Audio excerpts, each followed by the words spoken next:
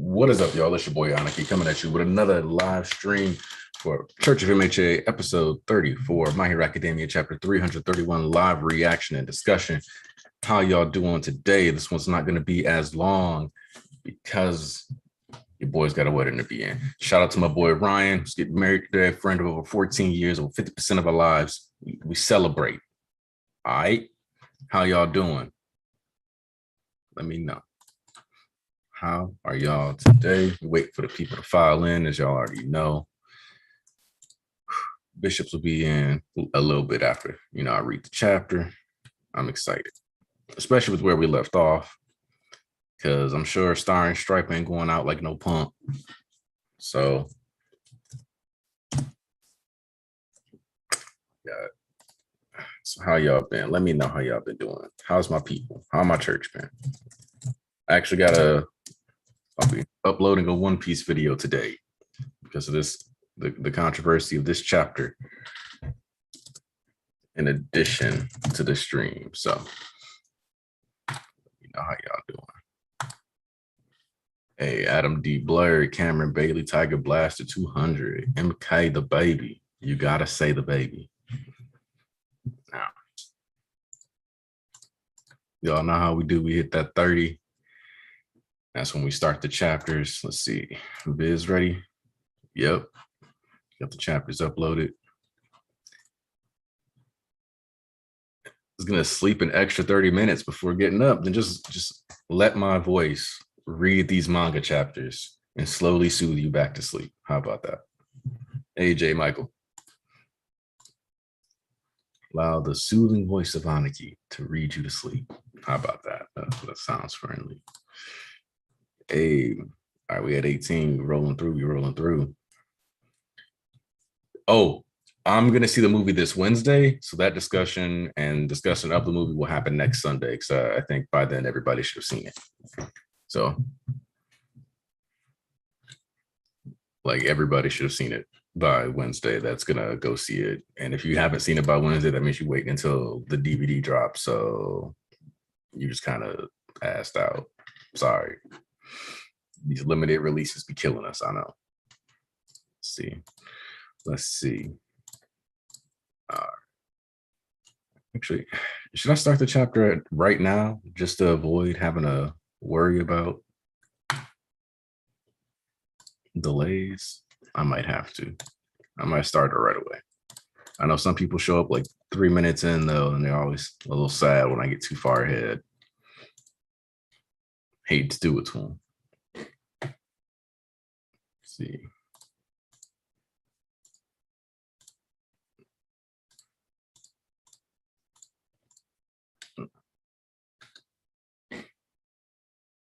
Let's see. Just read it. Yep. All right. Yeah, let me just start that because I don't have as much time today anyway. I gotta head out sooner than usual because I'm also standing in that wedding. So yeah, we starting the chapter. We wilding.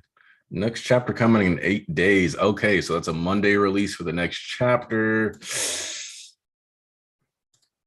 which means we might not stream next week. We'll see. All right.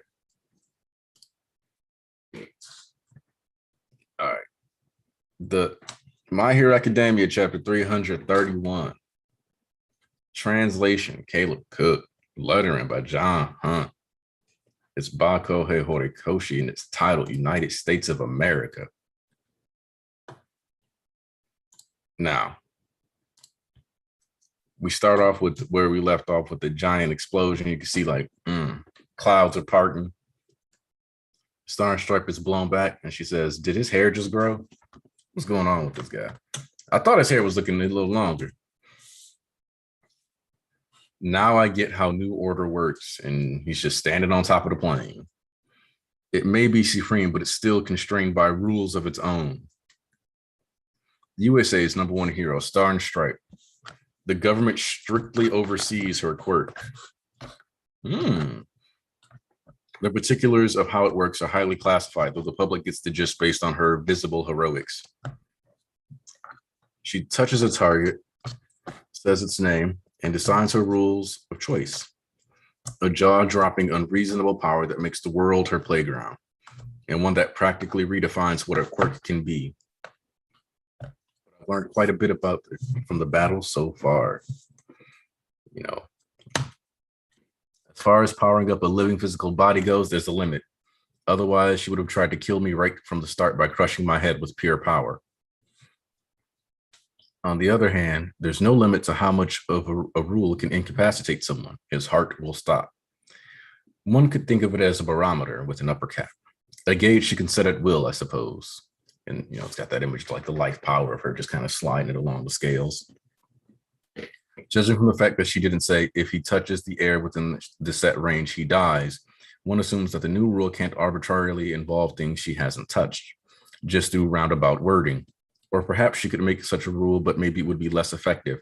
Still, look at the earlier lasers in vacuum. She boasts an impressive degree of freedom when it comes to non-living things. Apparently, therein lies New Order's true utility.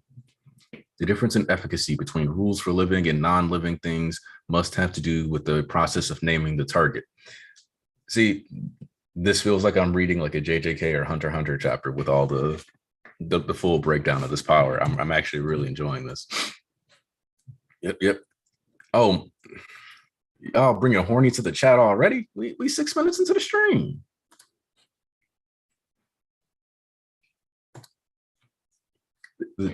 Her new rule for me didn't take hold because her understanding doesn't quite mesh with reality. When Miss Star touched me, she believed me to be Tomura Shigaraki, but even my understanding of myself is hazy. Am I Shigaraki or All for One? Or Shimura even? When calling the name of a target, that Tanko is still in the back. When calling the name of a target with a sense of self, Miss Star's understanding of the target's identity must align with its own. For targets without a sense of self, her one-sided understanding is enough to enforce the new rule. Only 2 targets at once, I suppose. And what's her effective range? Would it work if she called my dog Mon by his name Mon? What's gotten into me all of a sudden? The irresistible urge to test out her rules. Okay, so Shigaraki is definitely more in control in this particular moment than All for One, specifically because there's no reason for All for One to say my dog Moan. He would have just said the dog Moan or something like that. All right, let's see. I've never been so much. He must have a way to get around attacks that hamper his breathing. Now with Star, New Order and concentrated laser fire just about nothing to that regenerating scumbag. Send word to Commander Agpar. For real? Bad enough we ran off half-cocked without their say-so. You're not really thinking that we ought to, if not now, then when should I exercise my special authority? Also, as we get this shot where like the color palette has flopped, I just want to point out again the classic comic bubbling and the little dots within the paneling sequence of her speech bubbles. This punk's graduated from being Japan's local menace. Now he's a threat to the world. We got to use tactics that Japan lacks to make him dead now. Just try to give me a place to plant my feet upon until arrival. Okay, bros? Ah, hell. Starting today, you boys are under my wing. When we die together, brothers. Our number one sure does ask the world of us. Hey, Wedge, shake that raggedy lowlife off your top side. That's Star's perch. Copy that. Close one. And the Nomu's back. I told you that knowing what I'm about wouldn't help you fight back. This is what I mean. The air force forms into my shape, but 1,000 times bigger. Nani? Fist bump to the earth. Nothing's visible there, but I got a nasty feeling. She just haymaker this dude. Taking any more damage is pointless, and he'd never answer if I asked for his real name. So the only way to get rid of this guy is busting him down to atoms. Jesus! All right, so first off, homegirl just jawed this nigga. Oh, Lord. Star shutting down the body cam. Yes, she is. Yes, she is. Like, oof, solidified there. Yeah, I'm loving this. Ba-da-ba-ba-ba. Anyway, hit him with the clap. You're a tough nut to crack. Bros, give me a taste of those lasers. The lasers combine into one. United Hypermax Output Laser. Oh, Lord. Kyranos. Jeez. A nonstop blast of the max laser. He'll burn away to nothing, yeah? I doubt it. This is just keeping him pinned down. This boy is cooking. If this were enough, then Endeavor could have finished the job. Star, Agpar, sir. I'm so accustomed to your independent ways that I got careless. This stunt will lose you more than just your license. Fine by me. Well, are things ready on your end yet? Sure, a special favor just this once. This nigga got an alien head and a walrus mustache. And Japan's been informed that the strike is imminent. That's what I wanted to hear. The fact is, your flagrant defiance from the rules really has made our nation shine all the brighter. All Might himself couldn't put a proper end to this villain. Prepare to surpass him, Cassie. Their name is Tiamat. Make sure every last one hits the mark.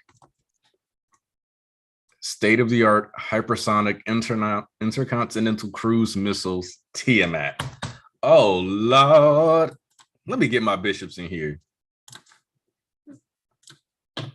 Let me get my bishops in here. Because, whoo, it's something else.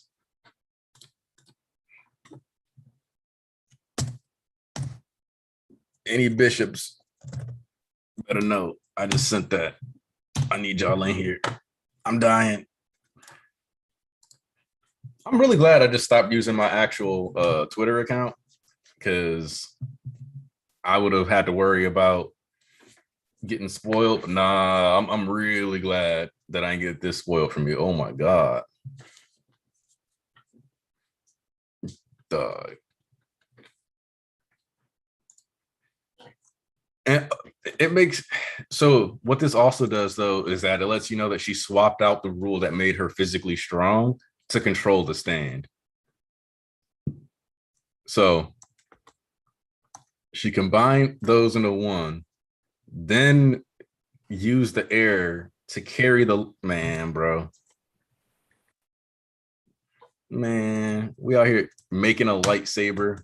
The same chapter we get General Akbar, like, but we do get confirmation that she got to at least take a picture with All Might, so she's not completely creepy. Man, listen, I don't told y'all once, I don't told y'all twice, I don't told y'all 3 times, I don't told y'all 4, I don't told y'all 1,000 times. As soon as y'all stepped in the motherfucking door, it's undefeated of the East. And you ain't discussing to me, it's non-negotiable.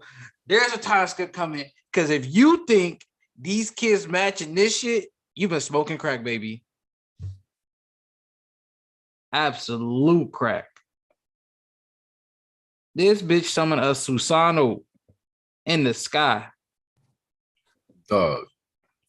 She was like, the air creates another me, but 1,000 times bigger. Like, nigga.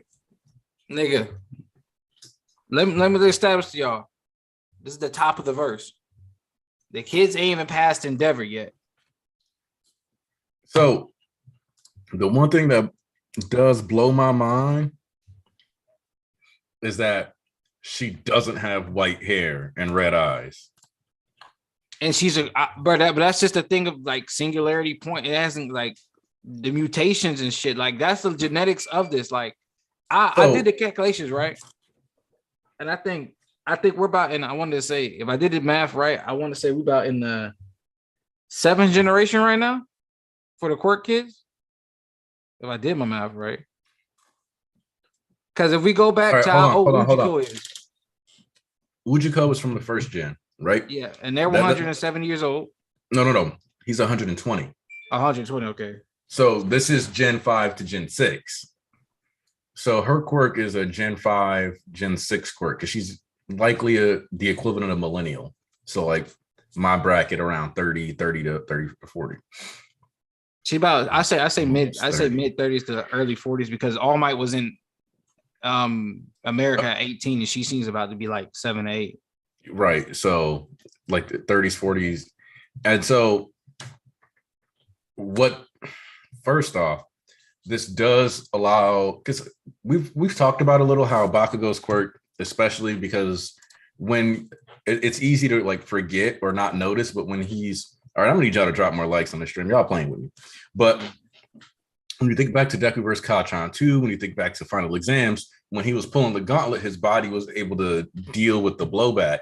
And then we specifically had Horikoshi establish that the recoil mechanics exist within this verse by having Deku almost dislocate his shoulder. But what that also means is that as long as Bakugo is willing to make explosions, the bigger explosions he makes, the more his body gets sturdy. The sturdier his body gets, the bigger explosions he can handle, et cetera, et cetera. In short, Bakugo can scale almost indefinitely. The same thing applies to Shoto to a certain degree. If he's willing to be cold enough to offset his heat, he can scale indefinitely with these temperatures. Because there can come a point where Shoto essentially keeps ice on his left side and is just able to spam flash fire moves indefinitely.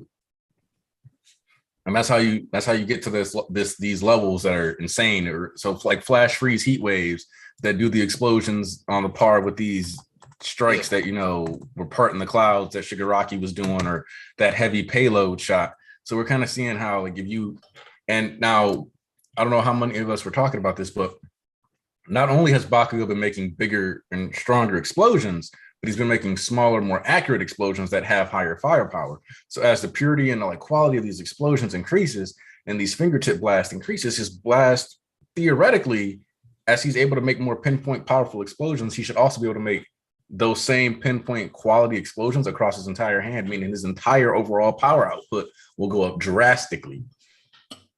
Ida, if he rips out his exhaust port again, why wouldn't he be able to? And to that degree is that Shoto, what you was talking about with Shoto, we already know the volume extras are for 31 are basically shit that's happened in volume 33 confirmed. It's like a fact. It's non-negotiable because we've already seen Dark Deku. We've seen Nagant. We literally just seen the fucking advisors that I told y'all was coming back, especially after they got confirmed the volume extra. So Shoto was in there with his mixture of like his perfect temperature balance. And it was like an extremity only he can reach, but some of the words are blocked out. But what they made out was only extremity only he can reach, which had both his sides ignited up in that case. But basically, let me explain this to y'all. This is what the top of the verse looks like. Okay. I want you to notice something. In this fight, this is the only attack that's actually done something to Shigaraki. Other than that, this nigga was literally just analyzing her quirk and just taking everything that was thrown. He wasn't trying to dodge or nothing, none of that. This is all part of his plan. He was just analyzing everything she was doing. He has not once actually went on the offensive. He just did something to get her riled up real quick. He shot heavy payload with fucking shockwave and air cannon. It was just like, who gonna get the first hit? And then he baited her. He's like, she fell for it. That's it. That's the only thing he did. And that wasn't even actually an attack. So they doing all this. He just wanted to see how the quirk properly works. And look at somebody like Ochako, for example.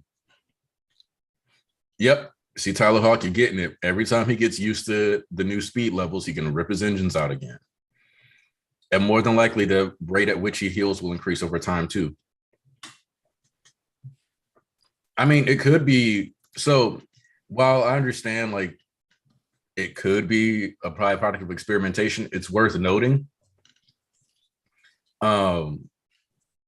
that with Japan, you have like quirks like Decay that have popped up. You have quirks like Rewind that have popped up. You have Dobby's quirk, which is like going to end up being something like Dragon or Starfire that's popped up more than likely, even if it could actually just be Cremation. But I think we've been holding off on the name of that quirk for a reason.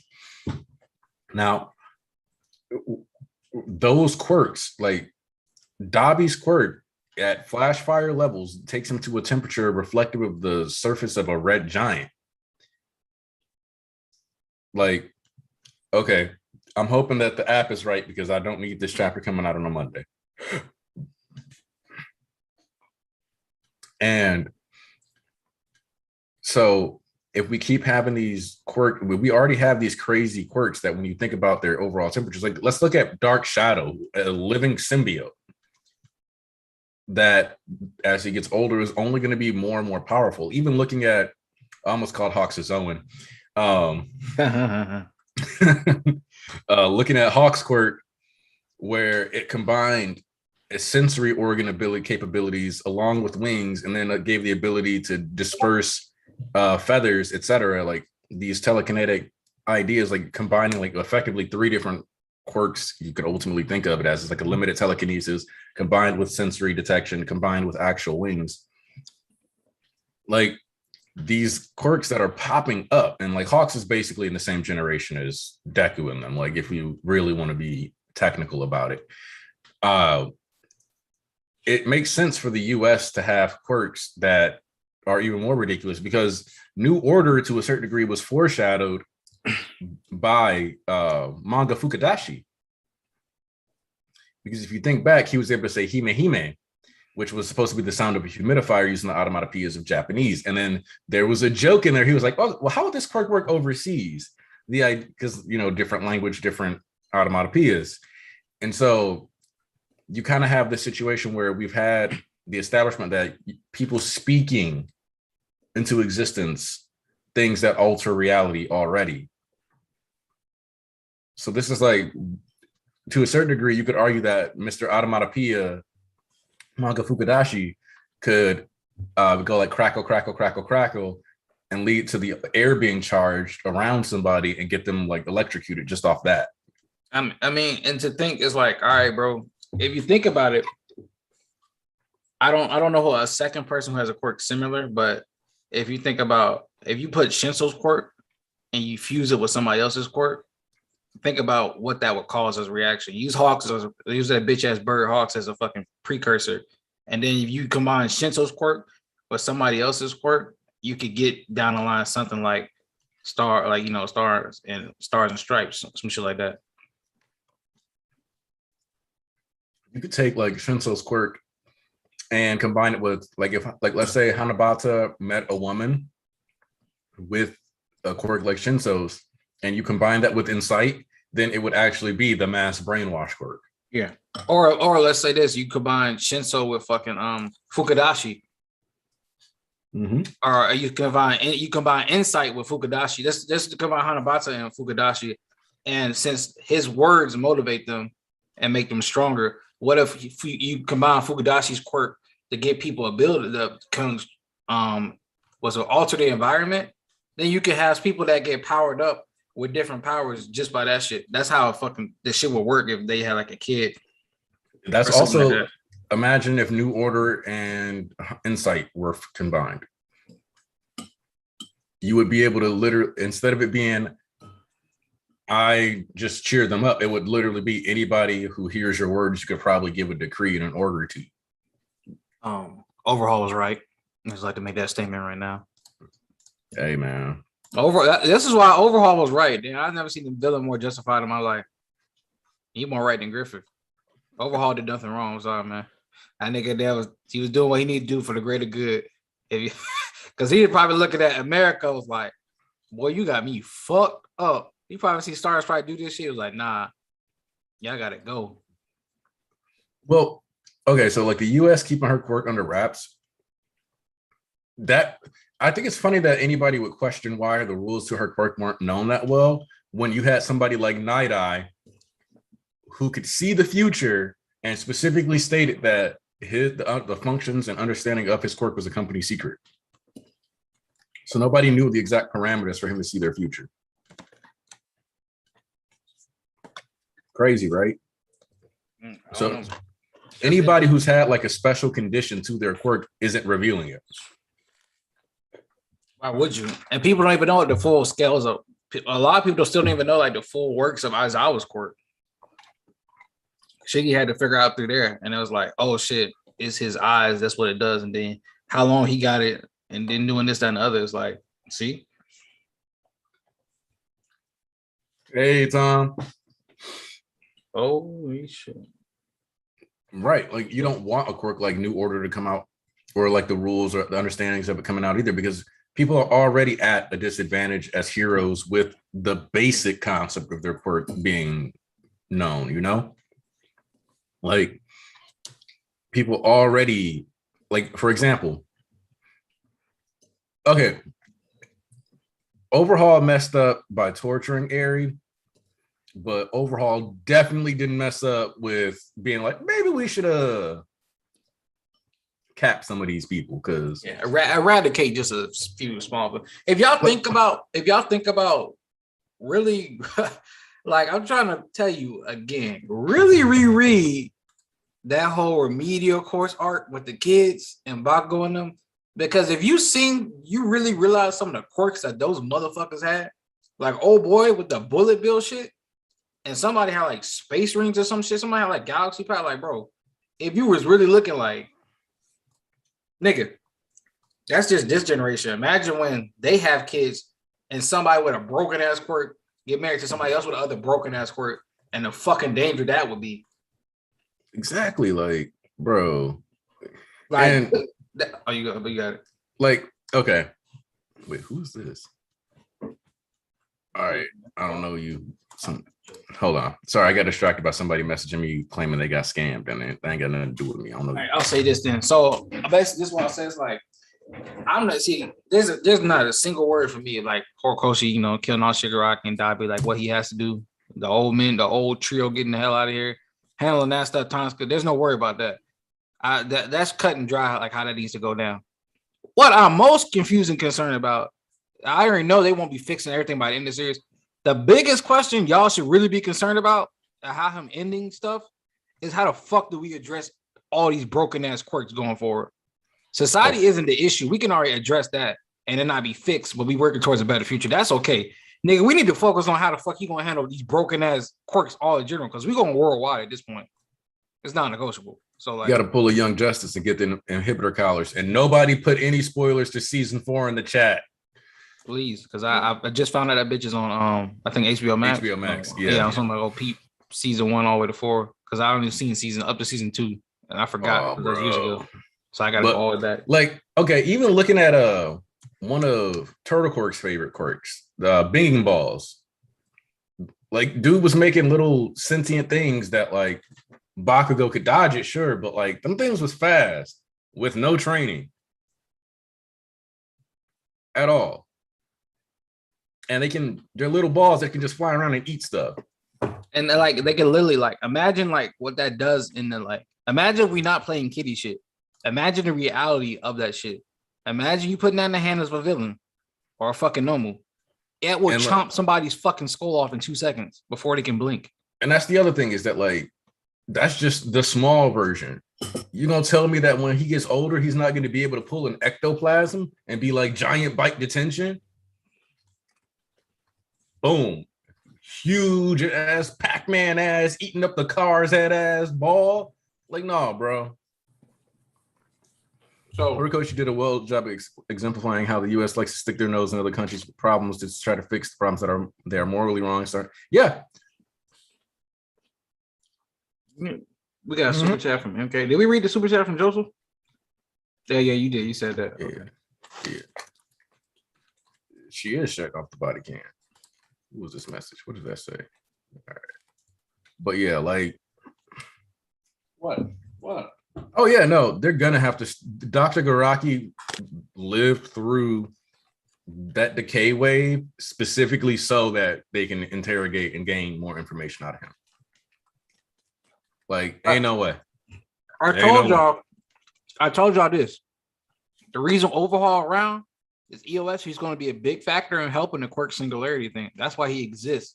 Okay, that's why he's back around again, because they like Ujiko not really going to help these niggas. He's not going to get no solutions. They might interrogate him to get some info, like, and try to come up with their own answers, but he's not going to be like, oh, well, if you do this, that, and the other. No, he never going to fuck with those niggas like that. He finessed them on the fucking 2 months. The only way he's going to get better with it, or like get they're gonna get it out of him really is if Shinso has improved enough to force people to talk. That's the only way I can see it happening. Also, I just want to point out, look at Shigaraki actually being a nice guy this chapter. Because if he wanted to, when that dude went to drop him, he could have been like, oh, let me decay that while I'm falling. Tap. Ujiko was worse than a snitch. He gives misinformation. That's the last thing you want to deal with. Bruh, you really played them niggas. That shit is so damn funny. Like, I truly believe there's blackout teams elsewhere. I honestly, this is what I talked to Tarnish about. I don't know if I said it here. But when we do go like worldwide post time skip and people are more split up all over the place, I feel like since right now what's going to happen is these team battles, because joint trainer was just Horikoshi testing the waters out. When the team battles come back to play right now on the next arc, this will be like the mixture of NBA, PLF, and then joint training all coming together. So joint trainer was just a precursor so Hori could work out the kinks of team battles before he actually got it started. Because that's the easiest way to get everybody, your wide cast of characters, everybody gets a fight. If you got like 20 characters or like 50 characters and you go on 5x5 matchups like that, but you got the higher stakes like a lot of you niggas like, I know this, that, and other, that just amplifies everything. And everybody gets a moment, whether they win, lose, die, whatever have you. But I can't believe what the fuck I'm looking at on my screen right now. You see that too, right? More and more, I want to see an MHA version of Suicide Squad. Is Tom in here? Brother Tom. That's what I just said. Can't believe what I'm looking at. Man, look. First off, the Amanda Waller has to be here. Like, she has to be in the story. There has to be an Amanda Waller. If we get Akbar, and the reality is that a lot of like stuff in My Hero kind of exists in Young Justice, so I can tell that Hori at least watched Young Justice or messes with DC comic stuff too. He just doesn't talk about it as much. I would be surprised if we don't get some kind of Suicide Squad. Like somebody mentioned Gentle and LaBrava being it, and I'm like, yeah, okay. Yeah, no, like this, like them establishing that a quirk of this level exists in the world now, with this Tiamat plot coming into play, even if Shigaraki doesn't die here, there's a chance that Star and Stripe does. And that's how they get around him getting her quirk whilst her still technically losing. And if I'm honest, this Tiamat setup reminds me of God of High School, where I can't remember if the anime properly covered it because the anime skipped a bunch of stuff. So that's forgive an me. understatement. What they did, boy. Did you finally read it? I've been reading. I read it to when Mori Jin was with Pandora in the first big battle, and they left. And then I read up to the second turn when the second turn about to start with Jin Mori, Jin Mori with the clone. Oh, Mori Hugh. Yeah, Mori Hugh. Right before they started that tournament again. Yeah, you gotta read them, bro. But there's a character named Jason Jean, and when there's a bunch of nukes launched, and it's one of my favorite scenes of God of High School because Obama's the president. So when they launch the nukes, there's a giant panel of him being like, "Yes, we can." But a mage combines all the nukes into one, makes all the nukes split apart and then recombine into a magical missile, and then so that he can destroy it while also creating a barrier to contain it. So I could very much see like Star combining all the Tiamat, like all the Tiamats become one missile, and then the air creates a barrier so this explosion cannot escape, and then that like allowing for like the nukes to just eradicate everything within that area, and then that'll give us our confirmation on whether or not Shiggy could survive a nuke, but it also kind of gave us an idea of how terrifying this is all going to be. Like obviously she said she wants to have a place to land, so she's implying, yeah, I'd like to live through this, but based on what she said, we're all gonna die, so let's do it. Boy, you know that pilot in there was tweaking when she blew the kiss. She was like, come on, bros, And blew the kiss at that nigga. He's like, gosh, she's always asking the world. All right, let's go, boy. Y'all ready to die? I'm like, damn, nigga. Dog was like, the only thing harder than this mission is my dick.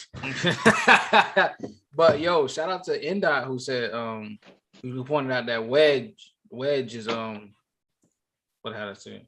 Consistently referenced. Yeah, he's Wedge is Wedge from Star Wars. It's a pilot from Star Wars. And we already know Akbar is Akbar. Yeah, don't worry. The skeptic gonna pull up and then he gonna be like, it's a trap. The missiles gonna start flowing back around. They were like, hold up. Oh, bro, if skeptic actually hacks their missiles, I'd be bro. That would be also, I do want to say that the fact that they maintained utilizing hypersonic ICBMs, even in the advent of the heroes and the like heavy quirk society, good sign. Yeah, they had the robots there too that was guarding Tartarus and stuff like that. So they was like, no, we ain't gonna let this fall like that. I'm pretty sure they kept them. Because I mean, at the same time, you gotta think about it. You know, you do. I guess the robots are more there. I feel like the robots should be working more with the police, but they work as safeguards too. Well, the robots are really just a deterrent for anybody who's not super well versed in their quirk. Like, because like you saw, like Momo was like, I'll just make a cannon. Blah, blah. Like back in the day, you know, Shoto was able to freeze them up. But if you don't have like some crazy, ill, McNasty 360 no scope quirk, you probably not getting through them 0-pointers. Exactly.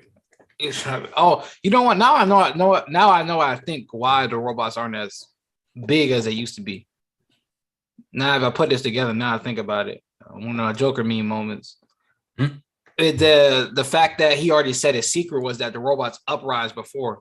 So that's probably why they don't give them the same amount of power as they used to. And plus, if you calculate the robots uprising and the heroes, then you got the heroes rising up again, and how fucking fat oversaturated Japan society is. I guess that kind of levels out more so that the people would take over since they can't trust the robots like they did before.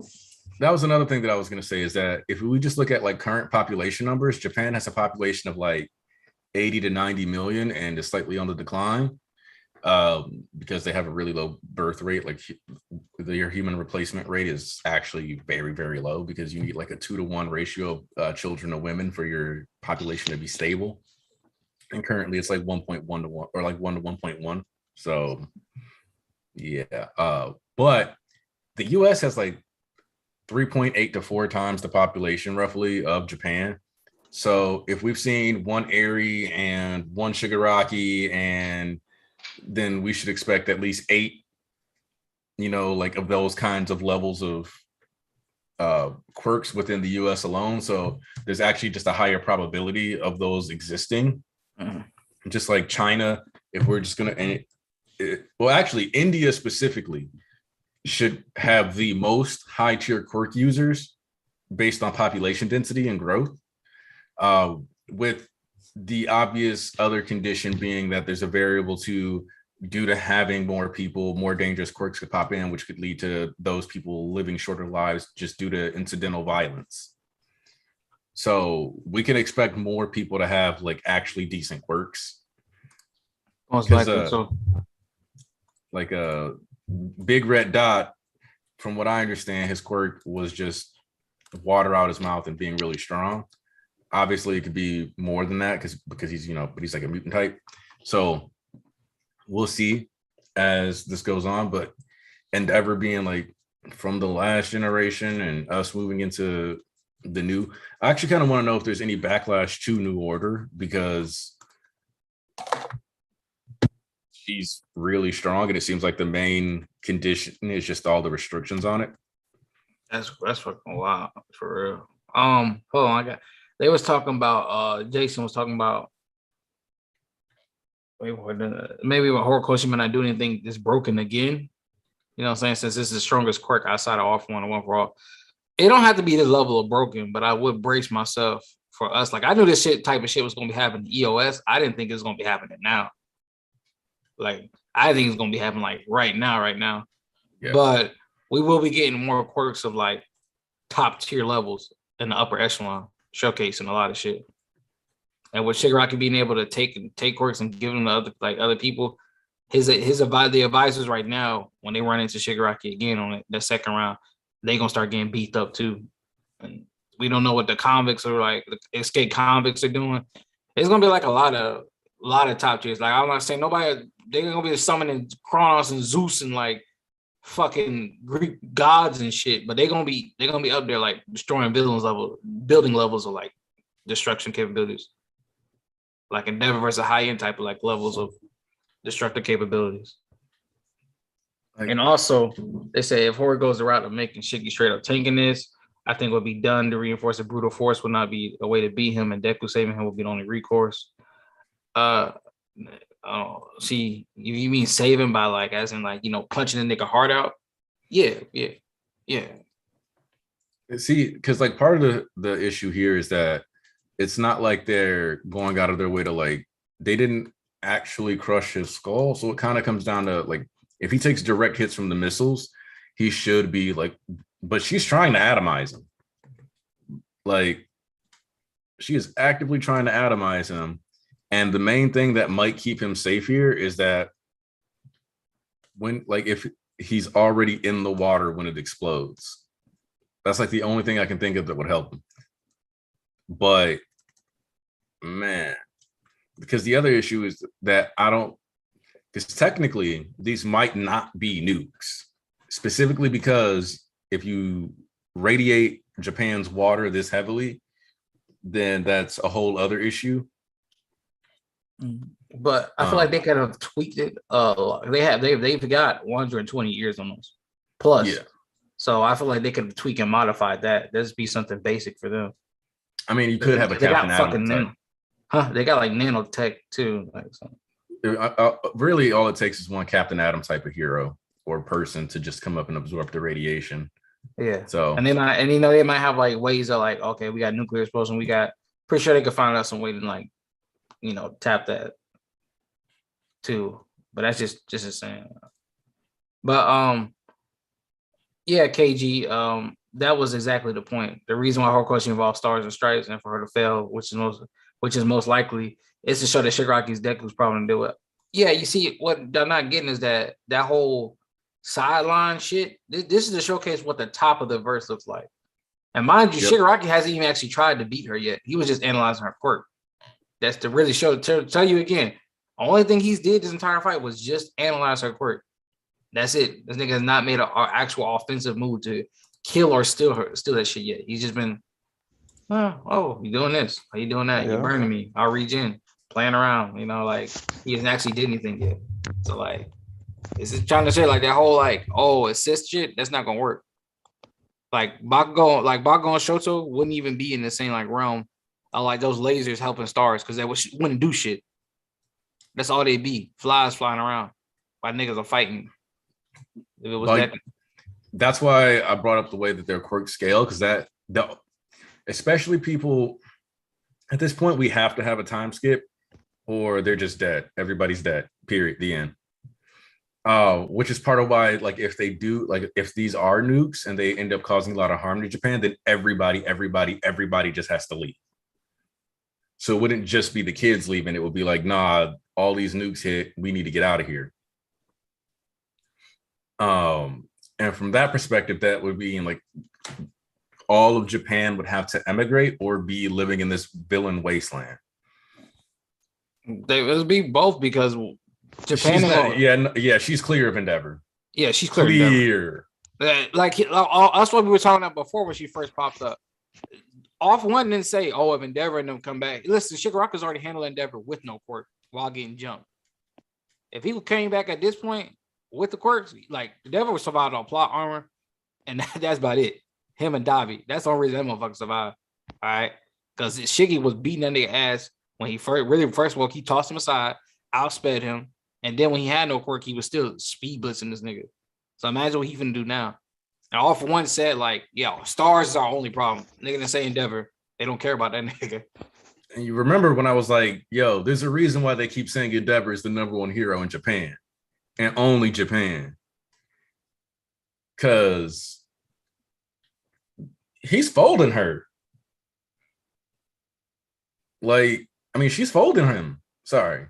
She's getting like she will beat the brakes off that dude. She got damn near all my strength alone. That's matching her with Shiggy, and then whatever quirk she used. Like if she wanted to act fact, she could have killed Endeavor off rip because all she would have to do was say no oxygen in front of me, and he would have died like what Shigaraki did, and that would have been the end of that. She could tap herself and say, "I am fireproof." Yeah, and then use her fucking super strength and bash that nigga skull in. Like she broken, nigga. She would have like, oh. Yeah, we no, are gonna be fighting Phoenix Force levels of fucking powers at the end of the series. That one guy. No, we justifying my if because I remember I said if like for some reason Horikoshi wants to extend the series past like the Shigaraki stuff, we could go to space. Because I'm gonna have to do that. Why quirks can be aliens thing. Don't even explain it because I swear to God, I'm the only person that peeped the way you said it that made sense, but you didn't go into it fully. But I know niggas thinking like we are on some Kage shit, but nah, the way you explained it made perfect sense. But you know what? Niggas wasn't paying attention. It's okay though. Don't even say that. Don't even say that. Just drop the video because they gonna be like, oh, hey, I can't believe you've done this. I can't believe they said that. Like, no, bro. They disrespected you even making you read that or hear that. If that was your friend, you should knock them down a tier. Make him an acquaintance from now on. Wait, what happened? Somebody told I can't believe you done this, that Endeavor is on par with Star and Strike. Who the fuck? Okay, on to the next. Right. Yo, Brother Tom, we finally got Brother Tom here. Brother Tom, how you doing, man? Longest time no see. Hey, longest time no see, Brother East. Archbishop East. What's going on? What's going on? For those of y'all don't know, Tom was like the OGs, like back in the earliest days of the channel.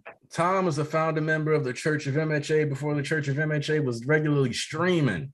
Exactly. That's true. And I was supportive, very supportive. How y'all doing? So it's been a while. I have never left. I was just, just taking a break. Yeah. You know. Yeah, because I know you had a lot going on at the time. So yeah. Let's see. What you've been reading, what you've been watching. Shit. MHA.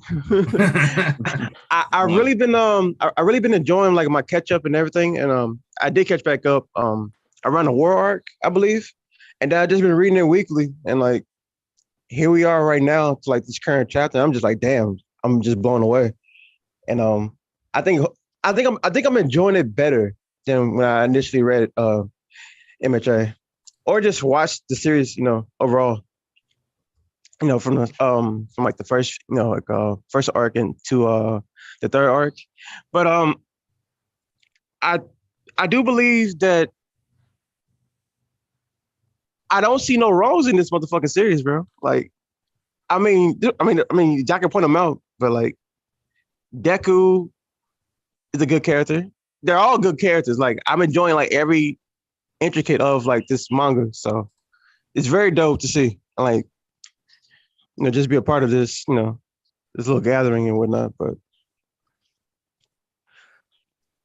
like, but that conversation is right now. It's like, I'm not like, this ain't even my field. I'm just gonna put it like that. It's not even my field. So yeah, I can just go ahead and get your shit off. Because right now I'm just like enjoying the ride. I mean, any thoughts you want to give? Like, how did you feel about the last arc? What was your favorite moment of the war? Shit like that.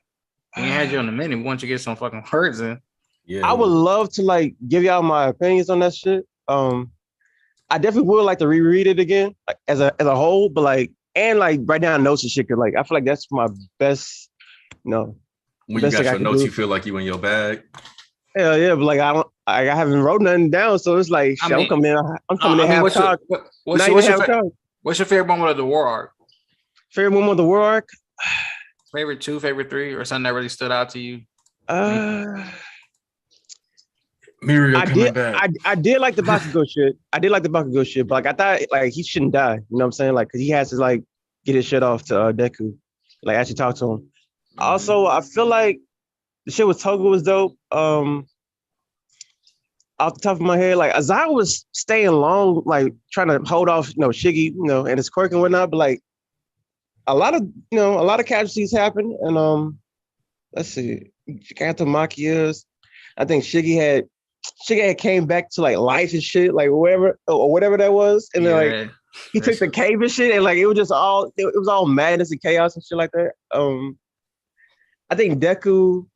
I like the shit with the Vestas world. I also did like if I'm the shit with Twice. Okay, now I'm remembering shit. The shit with Twice. I've never like discussed the shit with anybody, so that's why like my memory is like trying to bring it back. So the shit with Twice. Oh man, I really did like fuck. Like why the fuck did Hawks do that? Like because I liked Hawks, but I'm like damn, I like Twice. You know what I'm saying? Like I fuck with Twice. Fuck that bird. You know what I'm saying? But like, and then like I don't know why, bro. But like, I like the fact that Dobby had came back and it was about to roast this motherfucker. Like, I don't know why, but like, yeah, it was some good shit, bro. It was some good shit. Far as a war, I also didn't catch the fact that AFO was trying to help Shigaraki or quote unquote help this nigga. But like he was trying to like get him, to become one with him. Overall. So after the war, of course, I like the fact that Deku was, going on his own. Like he was forced, his hand was forced. But I think overall he found it was very good because like it was very nuanced, like that whole fucking arc, from the start to like the current. And like I like how they did the and it showed like the different like I guess not the levels, but like it just shows like anybody who wants to get into the series, what like what's the potential of like when you get into the series and like, oh, like this shit is boring. Oh, like none of this shit really matters, or none of this shit really adds up to like actual, overall thing with the story. But like it actually does like in one fucking arc, and I love that. I think Uraraka coming out, talking to Deku, telling him this is his Hero Academia. That was perfect.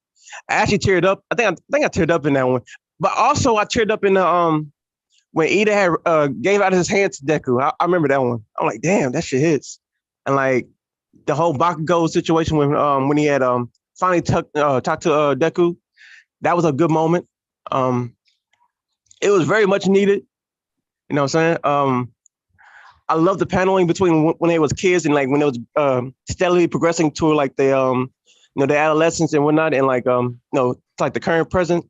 That was good. Like Deku eyes were whited out. It reminded me of like Tenko, Shigaraki, and like how he was how he just didn't have a hand to hold. You know what I'm saying? And like how he was just slowly, being on the verge of just, I guess on the verge of death. And like until somebody had took him in like under his wing and whatnot. But I think the fact that Bakugo was the one who brought him back, and the fact that I think Deku knew that he wasn't going to be able to come back fully until somehow somebody had stepped in, Uraraka stepped in. I love that. Very big moment, very big, you know what I'm saying? Big Uraraka, I love that. I think the fact that there were like this one guy who had like an All Might shirt. He was just like, yeah, but like no, this is his this is his Hero Academia, and like I love the fact that the guy from the first chapter, the star, I think it's Frank. Is that what we call him, Frank? We're gonna call him Frank because you said that. We're gonna call him Frank. Okay. We call him Frank anyway. So Frank had came back. So Frank had came back and like he was just like no, like if you like since I've been looking at this from like the sidelines, I can see that we are the spectators. They are the people that perform and they're on stage. Now the stage is gone. You know what I mean? So now we have to do something better than what we used to do. We can't be glorifying these heroes or quote unquote heroes. We gotta we gotta help the ones who are still here fighting for us. That's who the heroes are. You know what I'm saying? Not the ones who put up their capes and whatnot, and announce that they are going in retirement.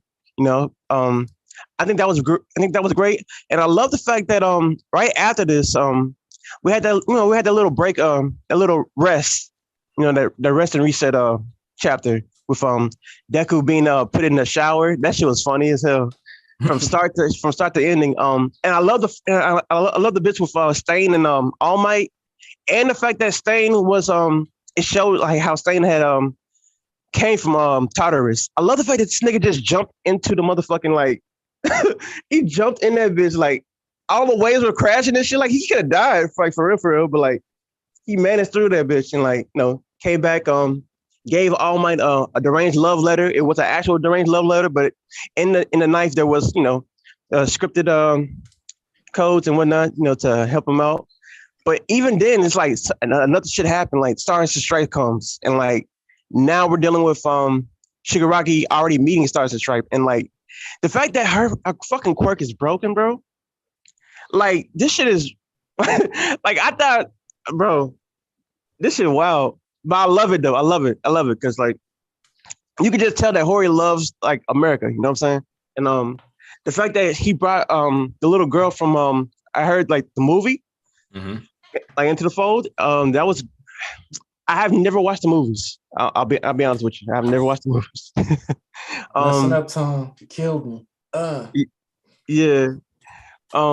I just been and I love this chapter for real, because like the dialogue of like we definitely did need this motherfucking dialogue, panel, like just heavy text motherfucking chapter. I love it because like it's talking about Stars and Stripe quirk and everything around it, and like I love the fact that we didn't just jump straight into like the whole. It all started back at that house. You know what I'm saying? Like it's kind of like easing his way back into it. But yeah, you know what? Glad you said that, Tom, because at first a lot of us thought we were gonna get the flashback and resolve the vestiges, all that stuff fusion. But I'm glad it actually taking longer because Shigaraki still hasn't actually made a move to finish this yet.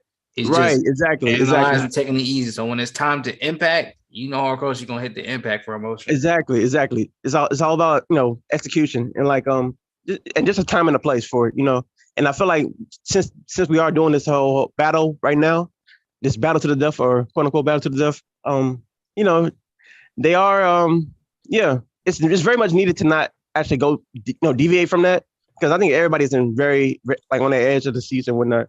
Whether like Stars and Stripe actually succeeds to manage or get away, or if she actually dies with her quirk, or she gets her quirk taken and she just dies, along with her brothers.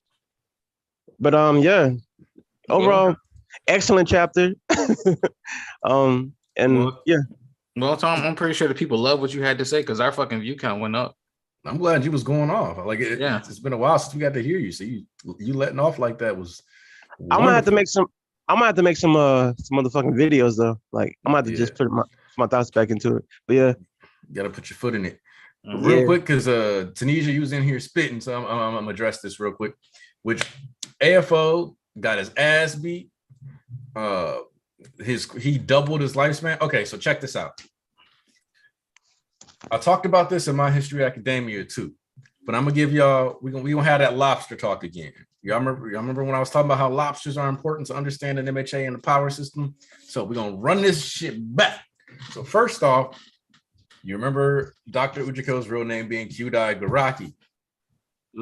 Hey. You know what? My boy that's getting married is in the chat. Don't make me switch into my suit right now. I'll do it. Brother Walkins, I've been seeing. No, not Walkins. My buddy Ryan. No, 14. Shit. Okay. Y'all see Buried Alive Gaming in the chat right now. That's my boy Ryan. Y'all congratulate this man. He's getting married. Been through a lot. Seen him take some L's here and there. Wait till I get that speech. I'm not gonna be drunk at your reception. Maybe.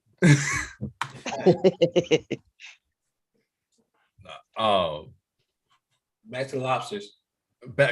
Lobster talk though.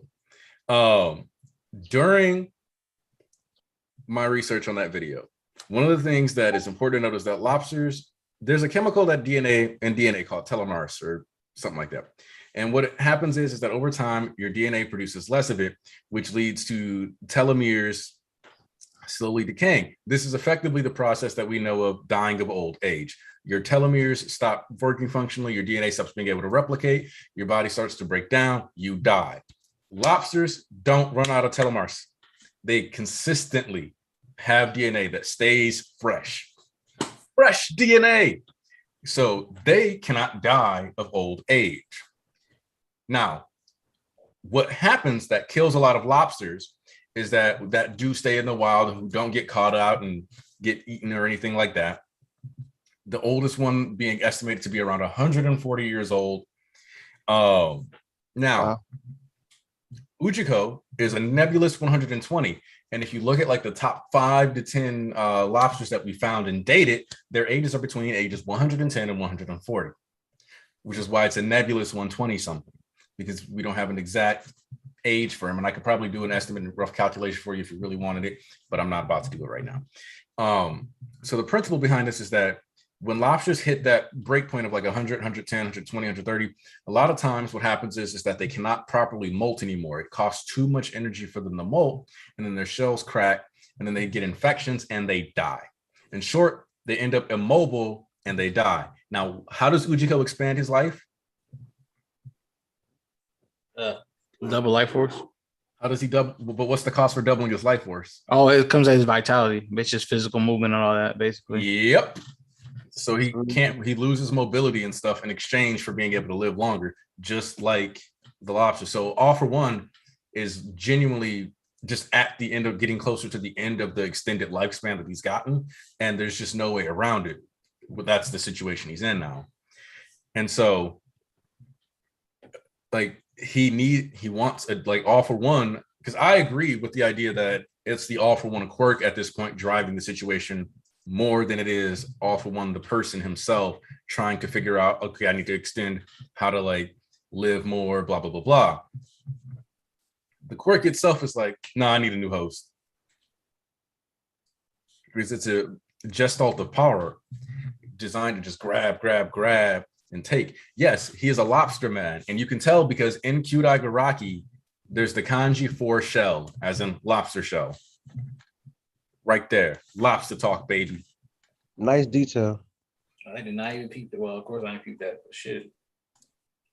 Like, because he originally named him, like, after the experiments in the Shiga bacteria, specifically the E. coli bacteria, which is the one that a lot of geneticists and people who practice with genetic engineering learn how to make glow in the dark as a way to practice their genetic engineering.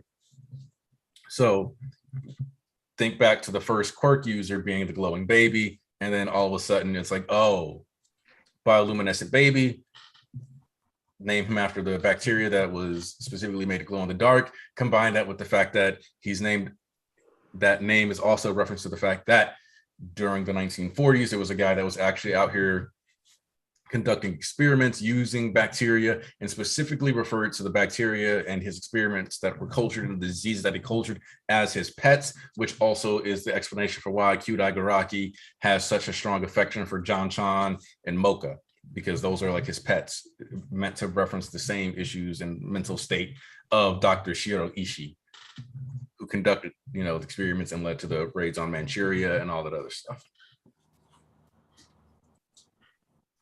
There's Japanese history lessons. Yep. That's why I gotta get on that. So don't forget, I'm gonna try to do it. I'm not gonna promise y'all this because my time is very limited, but I will give you at some point the real life science behind the quirk erasing bullets, because it is based in real science too.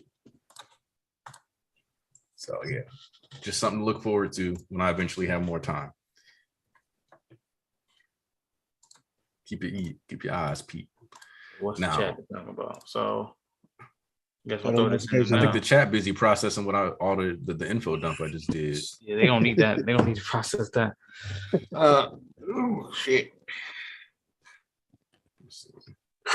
Yeah, the site says everybody's 8 days out. So how y'all week been, man? Like y'all been good or? Oh yeah, just living. I think we're getting close to the end. I know Saya said she was going to pull up, so I was trying to give her some time to show up, but I think Saya's might not be able to make it. Yeah, we're squid. So just going, or I don't know where the fuck BG at. But you asked how our week was. I don't know, it was cool. Yeah. Saturday was the bomb though. Saturday was God tier. Okay. What was you doing Saturday? We found out because we couldn't. My best friend, my homegirl, she back from the Marines, but before she leave again. But we couldn't hang out like most of this week because like niggas, most of us work all fucking day, and then shit just wasn't popping. So after we finally got something together Saturday, then we was out eating at the the little Japanese restaurant. They got the ones on the conveyor belt, like the ones on the conveyor belt. The We was sushi that. bars where they actually the like do the sushi bar rotate. one. Yeah, we went to that bitch. Was having some fun, kicking in the parking lot. Fucking, we went back to my crib. Niggas was drinking, playing fucking Uno, cheating like a motherfucker. Uno? Oh yeah, I see. Oh no, not just any Uno there. Uno there? Oh. Hey, Uno can be toxic all around, bro. Like with the right people, it can be toxic all around. Bro, it was toxic. That shit's toxic as hell, motherfuckers. Yeah. It was just shit. Because she leaving, but she like her last day today, but we can't. She gotta be busy packing and shit and resting. So I don't know when she come back. So that shit was fucking lit. That's good, bro. Mm-hmm. What about you? Yeah, I knew Red Hood and Nero getting axed. I went to like a little party yesterday. You know, just like a little Halloween get together with my family and whatnot. It was in the backyard and whatnot. You know, it was really for the kids and whatnot. But like, you know, we didn't do too much. You know, nothing too crazy. So what'd you dress up as? Oh, I didn't get no costume, dog. But my mama did give me a mask. You know, all right, that's all you need. A Star Wars Chewbacca mask. All right, that's all you need, man. There you go. Yeah. That was a cowboy. I also went to a little wedding, you know, for my stepbrother. You know, he was the first one out of the 4 boys, you know, to get married and whatnot. You know. Okay. Yeah. Hanukkah, we got a super chat. Oh snap! Sorry, I was responding to the wedding chat. I have nothing to add to the conversation. I just want to spend money. Oh my goodness. Oh wow, a big spender, huh? So what wasn't Anarchy? Like I can't see the chat. So it's from MK the baby. I see you chasing though. I mean, I'm never gonna turn down money. Right. And you know what I love is? You know what I love is when you see genuine support like that. Oh yeah. If y'all want, I'll dip out right now and dress up. At least put my vest on. Chad, y'all want that? I'll give y'all that midstream costume change. Each can just go off on anything. I can see it now. And yeah, okay. Red Hood is like, okay. You know what happened with Red Hood? I feel like it trended off the strength. Red Hood makes me upset because you can tell nobody was actually interested in reading it, and everybody was just horny because the assistant worked under Horikoshi and drew Red Hood's butt one day. Because I remember like Red Hood was trending before the first chapter came out. All off just a small panel.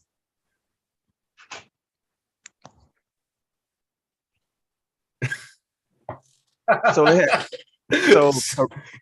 Red Hood has no potential. Red Hood has plenty of potential, just didn't get any real support. Like most of the people weren't actually invested in it. And you can tell that unfortunately, like the Japanese community wasn't that invested in it either, which I think that just lets us know that while because Black Clover, if I'm honest,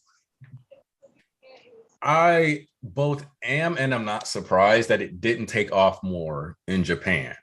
Yeah.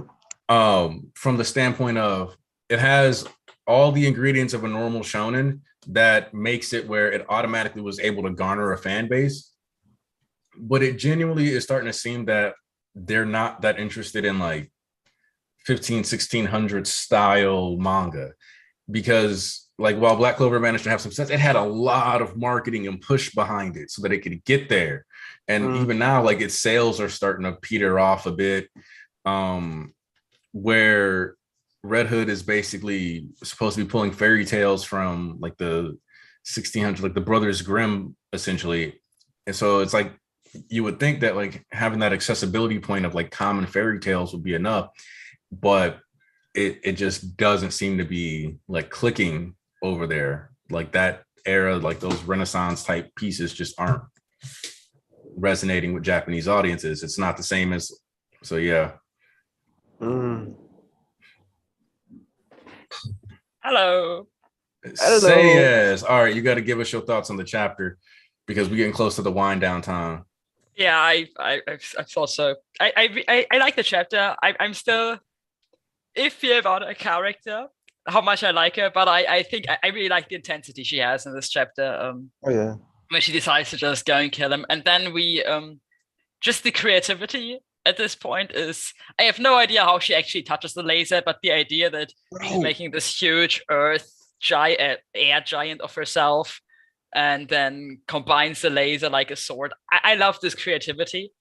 I really like the that Shigaraki goes into analyzing her quirk and thinking about it, how it works. It's a bit like it's a bit like giving his gamey nature again, because he likes playing games and he's arguing with like live power bars, and that reminded me a bit of like the old Shigaraki.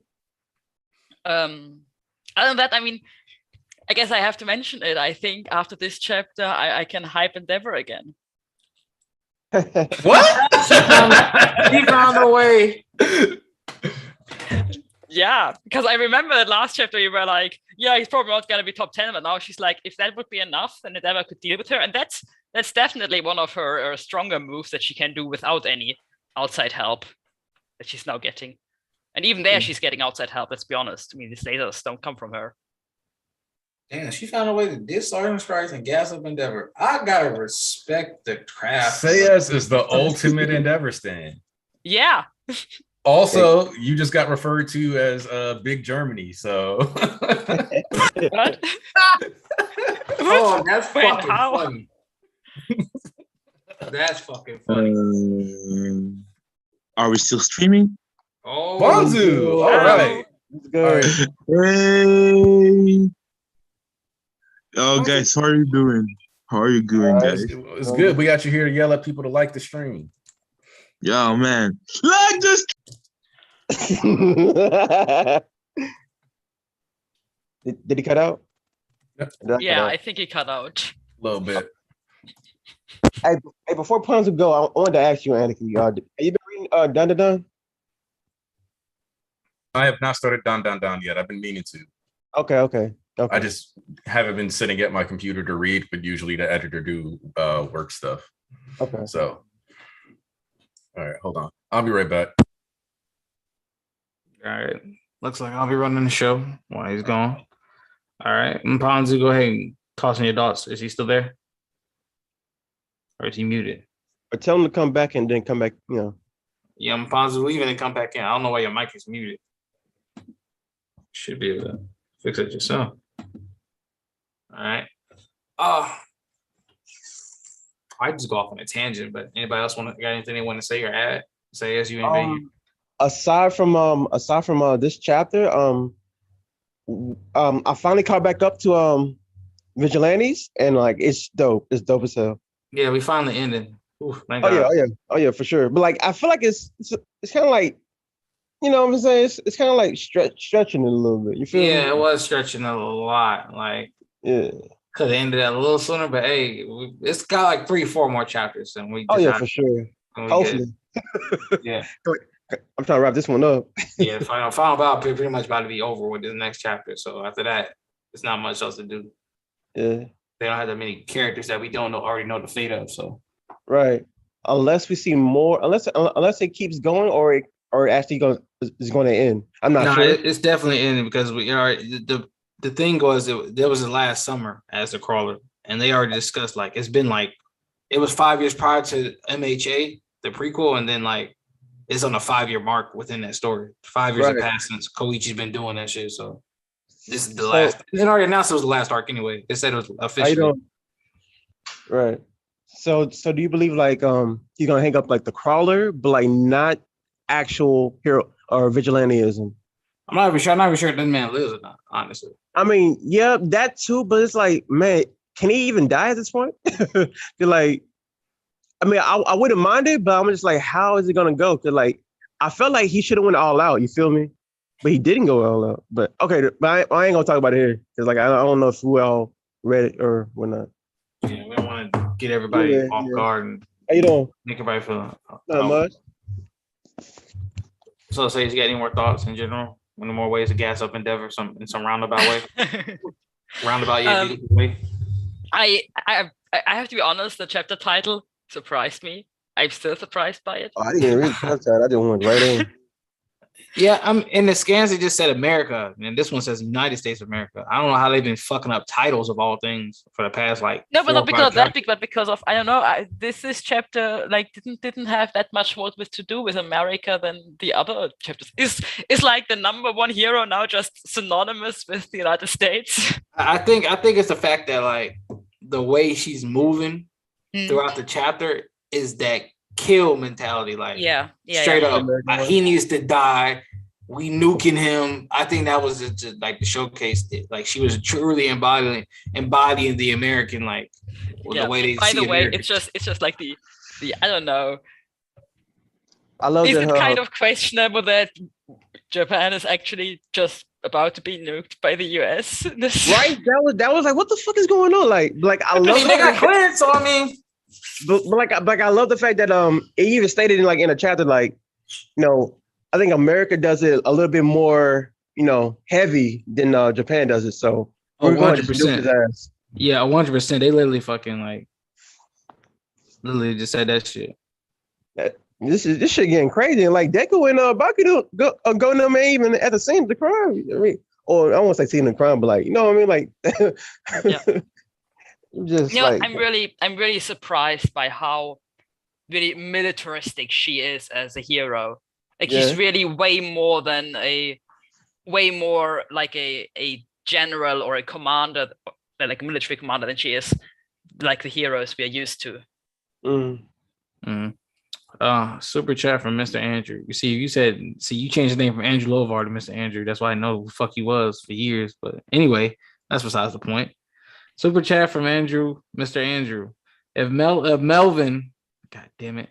For those of you who don't know who Melvin is, it's supposed to be the fucking mixture of All For One, Shigaraki, and all these other people. It's the joke, ongoing joke. If Melvin gets New Order, then you guys can see either All For One or she can say, I am X and I am I and control this body. Right. Yeah.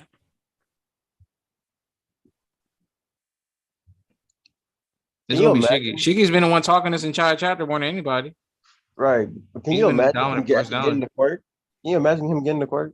Right, honestly. Yeah, but then that only said. works as long as the quirk is active, right? Like it's not like the rules are permanent. Mm-hmm. I mean, basically, but they can boost it with whatever God knows, whatever they want, honestly. Yeah. By the way, what's with the long hair? It just he's going through a change. He's literally confused me in the beginning of the chapter. Like, what I would say might be he's definitely turning up a notch. He's going to sing. Hold on. Ponzu's back and you kind of low. Can you get your mic in? By the way, Horikoshi paneling is exquisite. It's from Dilliumshis. Like you said, there's a right choice of word. Hold on, you still low, Ponzu? Turn up. The thing about it's more like, can you hear me, guys? Can you hear me? You like extremely low, man. You have to like fix your mic or get up. I'm using my phone. Okay, close to it. I'm using my phone, but can you hear me now? Very low, like extremely low. I don't know what it is, Ponzo. Sorry, I have to speak like this because my laptop, I don't have one anymore. The other one, the new one is I have to buy a charger, so I can't. Yes, I can be on screen really like right now. I use my phone. I just wanted to give like a quick notice. Is there no way like for us to turn them up or? No, I don't think I'm here, man. Okay. Literally, I'm too low. It's painful. Okay, I think you might just try to leave and come back, and then talk in the phone like. Okay, I'm gonna try.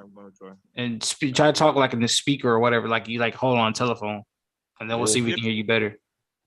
Okay, I'm coming back. Okay. All right. Well, when he comes back, when he comes back, we'll settle that. What were we discussing before? How America rules. Right. Oh, we talked about Shigaraki's hair. Oh yeah, he's going through evolution right now. He definitely is. He's trying to reach his final form. And that's something that me and Tarnish was actually talking about for a while. We was realizing like, all this whole fighting the Vestas and shit like that, none of this, like Tarnish said, none of this was actually supposed to happen. Like he was just supposed to wake up and the fusion be there, and then they have all this, that, and other together. He was supposed to be asleep and then wake up at 100%, and then this happened. Not all this other shit going on right now with who am I, who are we, this, that, and other. Right. So he would have been like fine with just being 100% complete and not having to worry about who he is and this, that, and the other. Right. Yeah, like the fusion merger thing would probably been like more so how Deku has his thing, like All For One would just been in the back as a vestige, right, talking and speaking, and like how Deku has his vestiges, and then more Shigaraki and dominant control. Rather than right now, we kind of experiencing this whole singularity merger type thing, because All For One, the quirk is singly All For One's ego and vestige. Meanwhile, the vestige with the One For All users is split up amongst 8 different people. So you got like a collection of people rather than one big ass giant ego that's more dominant. So like he probably been more on the back burner. Shiggy put him in the back burner, but now they fighting consistently, and the fusion was supposed to go because it was unnatural the way this shit happened. Like Tarnish put it, it was like an unnatural thing. I also wanted to talk about how I think since they are going to merge into like one, will Shiggy finally, Tomura finally hear like the voices like that AFO been hearing? That's a big possibility. Because like I think. Go ahead. Do I sound better? Yes, you sound perfectly clear. Thank goodness. Okay, I'm happy. Oh man, it's because somebody called me. That's why. Okay. So, what were you talking about, guys?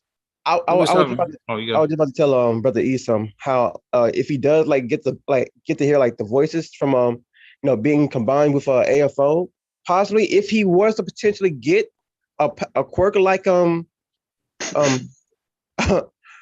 For All, like he probably will hear even more voices. You know what I'm saying? So like, close the door, baby. I'm just putting that out there, but like I'm not jumping the gun or anything like that. But you can go, Brother Ponzu. Oh my goodness, Brother Anarchy.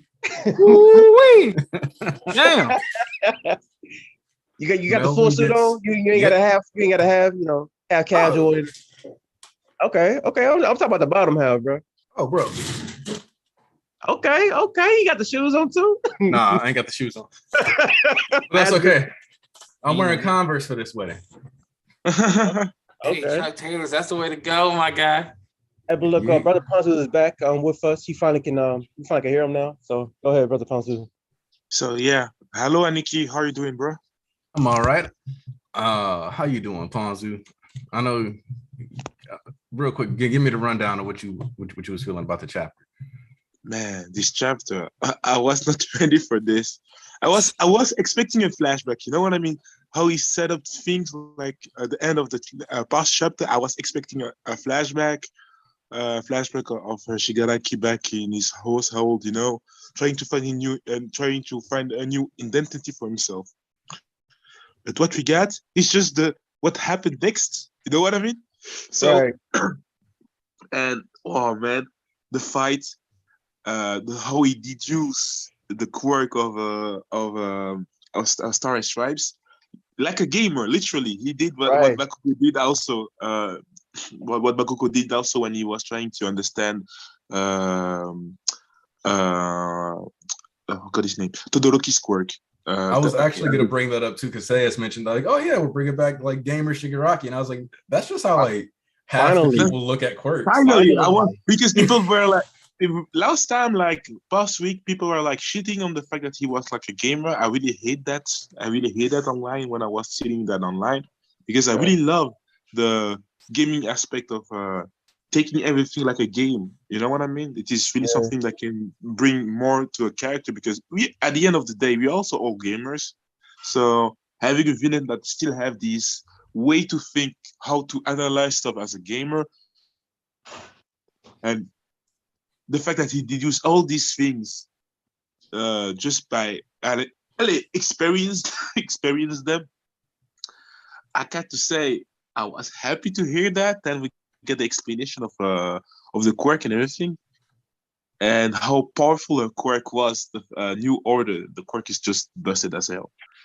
And now that we see that, we see that what she can do, man. That girl can literally use all the all the nukes on one nigga. That's scary as hell, man. How powerful she is. That's why he said, that's why that All For One said, I did that quirk. Oh yeah, We for understood we understood it already, but now what she's at herself, she's the biggest weapon that can counter one for all, literally. She's strong enough to beat Allez, I'm really scared to see a fight between her and All Might. sure. Oh, Just imagine. All Might, his only thing that All Might could have on her was his speed, but she can be as fast as him. Allez, technically, she can be as strong as him, from what she said. So she has limits that she put on herself. You know what I mean? Mhm. That she, allez, but I don't know if she can be also as fast, but still, the only thing that she has on him is if you touch, if you, allez, oh man, that's just scary how strong. Oh, it also tells a lot about how strong All Might was too. All Might was so strong, but so strong that All For One could do nothing on him. And literally, what you see, literally, I don't know how Shigaki will survive this, but he will survive it because it is his quirk. You know what's gonna happen? He just when the bounce are gonna touch him, he's gonna use his quirk. I forgot the name of his quirk. He's gonna dust everything he's gonna dust everything literally. I'm I I'm I'm thinking that he's gonna also to dust the laser at one moment. That's how strong his quirk is gonna be. That's scary as hell. But yeah, I was like a girl. I screamed in my room while somebody was like trying to pack their stuff. They came to my room and said, "What's happening?" I said, I'm just happy." So I was happy too. Yeah, I mean a lot. They'd be like, it was a big ass spider in here, bro. You missed it. This shit crazy. Hey, look, I was about to tell Ponzu that I think because the reason why we didn't go back to the story or like the beginning of that little flashback that he was about to have, I think it's because like he's not at 100%. You know what I mean? Like, it will make perfect sense like if he actually came to 100% and didn't have that moment of like just taking it all back to like where it started in the house. yeah, You know what I mean? the origin is I- origin because literally Horikoshi treats him like allez, you just have to remember the fight between All Might and All For One.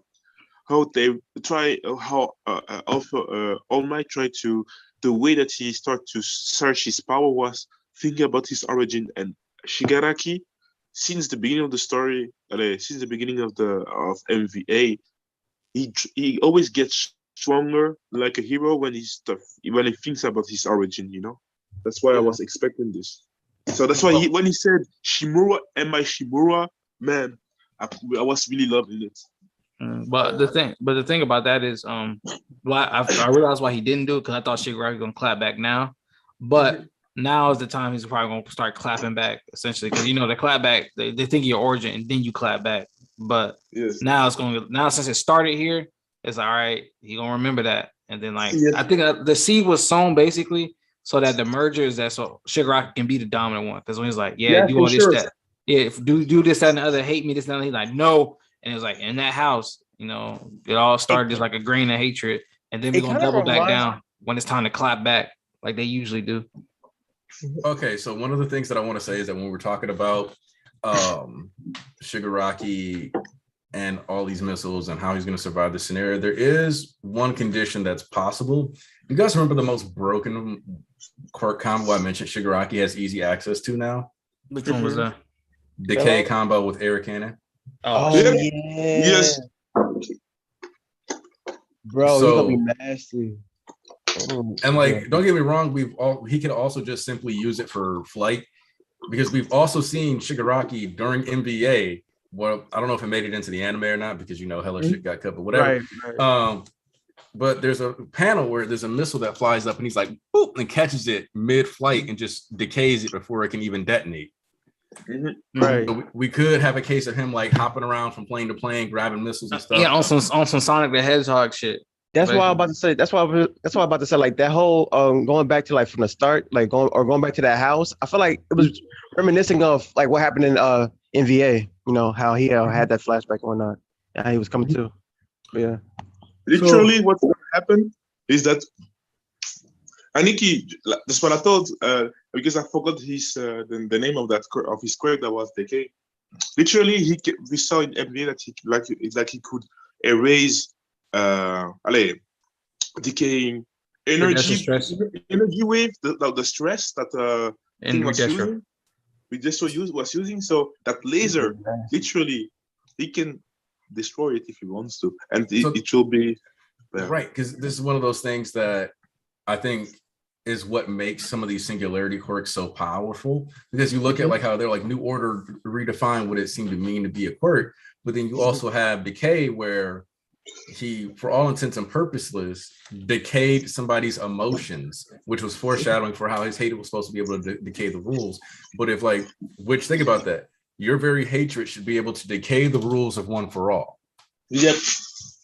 So if he can decay concepts such as rules, he should, within a quirk, the next step for that power is to be able to decay rules outside of just within that quirk, but within the vestige world, but within the world itself. The concept of decay, entropy, is effectively his power, which makes Eri Rewind the ability to keep the universe preserved, and Shigaraki the concept of entropy, the entropic force that always the inevitable heat death of the universe. And with him being an entropic force or inevitability, that is partially also why he was drawn as who in the Avengers crossover? Was he drawn as for the Avengers crossover poster? I forgot the name. Come on, East. You know it. I know East knows. Brother Come on, y'all. Thanos. I was just throw out one. Yeah. Thanos. Remember, because Thanos was like, I'm inevitable. Shigaraki is entropic. Decay is entropy. Like decay is the natural breakdown of the universe itself. So is the area like Doctor Who or somebody, or Doctor Strange? Or she's time. What's popping? We was talking about Shiggy. So you have concepts of time. You have concepts of entropy. There are a few more like primal forces you can look at to have brought into the fold. Like when you have like Uraraka, who's the concept of gravity, which means ultimately like space manipulation. So you can have Uraraka slowly level up too if you really wanted it to get extra out here. You know, I'm telling you, by the end of this series, after watching Akira, that nigga Shigaraki gonna unleash a big bang, like a miniature big bang, like Akira and Tetsuo did. I can see it. Like so. I just want to say real quick, Eri is actually needed for this shit because I don't see it. I do see a lot of possibility of how Shigaraki is going to like do some world, you know what I'm saying? The only person that can get One for All in the next generation will be Eri then. Yeah, it's just the quirk to reverse all the explosive effect of getting a more quirks. I think so. If you understand what I mean. Yeah. Or like, so I don't think that's the route that we use. Using that little girl. The only way I could see it happening is if Eri herself tries to become the next user of One for All. And if that were to happen, one, the Buster Sword has to be one of her main weapons. Like that has to be her main hero gear. But two, I think the main bonus that she would get out of that, if that were the route we were going, is that Eri herself is not targeting someone's DNA. Yeah. I'm pretty sure she's just rewinding people. So from that perspective, it would allow her to be like, I'm just going to rewind your lungs to baby lungs. I'm just going to rewind this piece of you to this. I'm going to rewind this to that, allowing her to be pinpoint accurate in what she rewinds, which would allow her to be the new reigning supreme because she could rewind the air around you so that it pulls away. She could do this. She could do that. No, then Eri get mad with power, and then she lose away. Then old man Deck will come back. Eri, oh man, this is not what I wanted for you. This is not what we wanted. Think of Hardo. Guys. She gonna be like Scott. Oh my gosh, bro. Like when Scott had the Phoenix Force. Shut up, old man. Guys, your old ass down. It's my time. If you're really right, the story doesn't end with Deku against Shigaraki. It goes till we were gonna end it with Eri. Because literally, I don't Or see Coda. how It'd be crazy. It's a joke, but we don't need to go back it's a Shigaraki. joke, but still, Or but Coda. still, You never know. Did you say So, Coda? damn man, really man. Stop Wait, hating on that Kota or comic, nigga. Coda? Literally, he did No, nothing wrong. Kota, not Coda. Okay. Kota.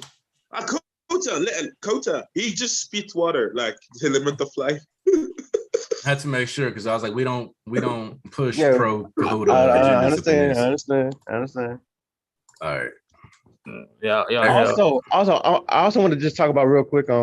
Is a Bakugo actually different than like the others? Like he has red eyes and like kind of No white hair. Yeah. No. He's just an angry motherfucker. That's it. Okay. I'm just checking. Calm down a lot. So- He's just a really aggressive boy. The one thing I'll say is that you do get like you could have the red eyes be like a symbol of being close to that step, Right. because that would allow Ida and Bakugo to scale higher and stay relevant. Because Ida in the manga is supposed to have red eyes too. Mm-hmm. Same goes for Kirishima then. Yeah. Yep. Like how hard can he go? Like could he become the hardest thing in the world? Possibly. And it applies to Tokiyami. Like that nigga got red eyes. Then they gotta see what else. Who else might have red eyes or does? Like was that same for the same characters with white hair too? Yeah, could. that's what I was asking. Because if you notice, 9 was considered compatible with AFO, but his body couldn't handle the burden of his quirk. Mm-hmm. So like it seems like white hair or red eye seems to be like one of the two things that can like really give you a high quirk, at least as far as design goes. All right, we got a question, Aniki. They asked us a question. The albinos are the strongest. Yo, Brandon De La Cruz. So funny that you got that name because that's the last name of my best friend. Just here. Yo, Easton Aniki. You notice how Horikoshi low-key loves doing fights in the air. It's been a lot of those recently. So one of the things that I'm thinking that this is partially because characters are supposed to be conscientious about the damage they cause.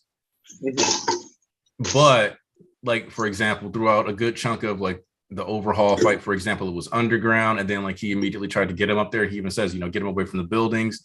But like if Shigaraki is going to rule over Japan, if he's going to make sure his allies have what they need, it makes sense for him to like pull up and fight Star and Stripe here just to make sure that he has some shit to rule. Yeah, and plus I think it's easier for Horikoshi in general because like you know how much destruction and detail and buildings you got to fucking draw.